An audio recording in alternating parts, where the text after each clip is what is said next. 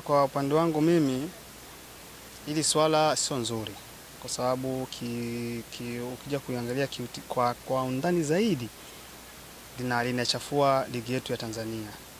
Kwa sababu wajua Simba na Yanga ni timu ambayo zinaheshimika Tanzania na hadi Afrika. Alafu kwa tukio ambalo linatokea, yani timu pinzani kugoma kucheza mechi dabi kubwa ambayo inajulikana Afrika bila sababu za msingi, kikweli katika mpira wetu wa kibongo inashuka.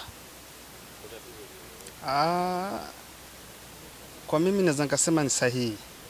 Yanga wamenyimwa haki yao kwa sababu kanuni zinasema na zipo kwamba ikitokea vurugu kabla ya mchezo, kuna vurugu ambazo waga zinapelekea mchezo kuahirishwa, kwa mfano labda maafa. Lakini sasa kwa lile ambalo lilitokea sio maafa, ni vurugu ambazo zinajulikana. Na hata ukiangalia Simba, kuna mechi ambayo ilicheza na Pamba Mwanza, ilitokea vurugu hivyo hivyo, lakini kesho yake alicheza. Kwa nini mechi ya siku ile hakucheza? Lakini TFF wenyewe wamekaa kimya.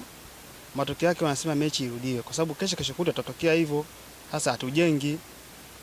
Tuangalie wenzetu Misri kule kilichofanyika, hawajajua, hakutaka kuangalia sijui hii timu ina ukubwa gani nafanya nini. Hapana, kwa kuwa imekosa na wameadhibu hivyo hivyo na makosa hayo.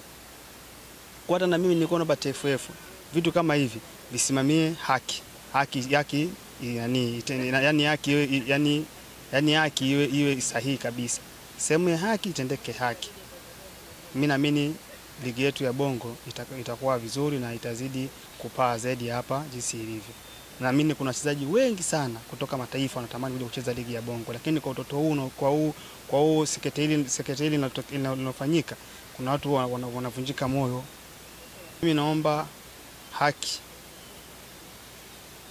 ishike mkondo wake, kwa sababu ukisema busara ndio hiyo inatokea. Kwa hiyo kilichofanyika pale ni busara, lakini kama ingekuwa ni haki basi Yanga ilikuwa inatakiwa point.